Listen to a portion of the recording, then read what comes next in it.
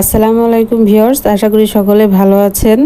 আজকে আমি আপনাদের সামনে চালের গুঁড়ি আর বেসনের তৈরি মজাদার আলুর চপ তৈরি করে দেখাবো।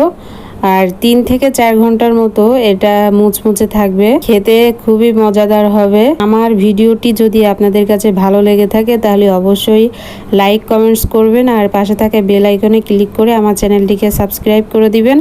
আর আমার পেজে যারা এখনও জয়েন হননি, নিচে ডেসক্রিপশন বক্সে আমার চ্যানেল লিঙ্কটি দেওয়া আছে, আপনারা সবাই আমার পেজটিকে লাইক কমেন্টস করবেন। তো চলুন দেখে আসি কিভাবে আমি আলুর চপটা তৈরি করব। তো তার জন্য আমি 3টা মরিচ ভেজে নিচ্ছি আলু ভর্তা করার জন্য। আলুটা আমি আগে থেকে সিদ্ধ করে রেখেছিলাম, এখনো গরম, আমি হাত দিতে পারছিলাম না। আলুগুলো খুব ভালো মতো খোসা ছাড়িয়ে নিতে হবে। খোসা ছাড়িয়ে নিয়েছি। এখন আমি মরিচগুলো পরিমাণ মতো লবণ দিয়ে হাত দিয়ে খুব ভালো করে ভেঙে নিচ্ছি।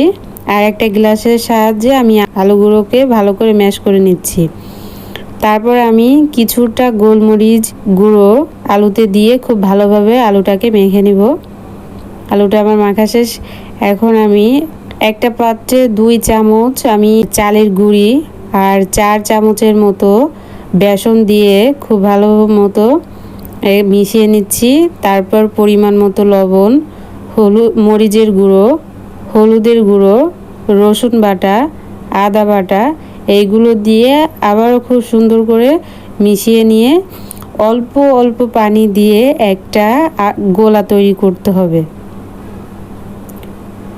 একসাথে পানি দেওয়া যাবে না, অল্প অল্প পানি দিয়ে খুব ভালো করে গোলাটাকে গোলাতে হবে।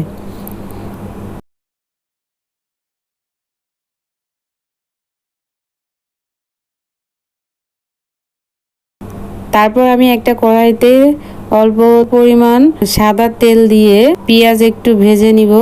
তারপর 1 চামচের মতো ঘি দিয়ে আলু ভর্তাটাকে খুব ভালোভাবে নাড়িয়ে নিব। আমার আলুটা হয়ে গেছে, এখন আমি নামিয়ে নিয়ে একটু ঠান্ডা করে নিচ্ছি। আর একটা চামচের সাহায্যে আমি সমানভাবে ভাগ করে নিচ্ছি সবগুলোকে।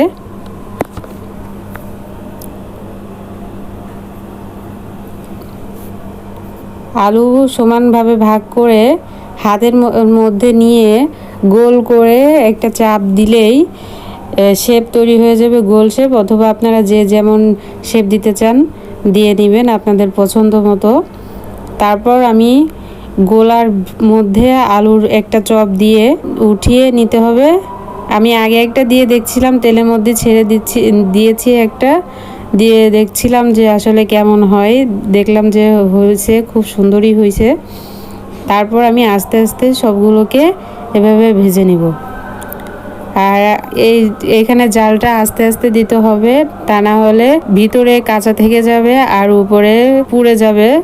ধৈর্য সহকারে ভেজে নিয়ে উপর থেকে যখন লাল লাল হয়ে আসবে তখন এটাকে নামিয়ে নিতে হবে। তো আমার চপগুলো হয়ে গেছে, একদম রেডি। দেখুন কতটা সুন্দর হয়েছে।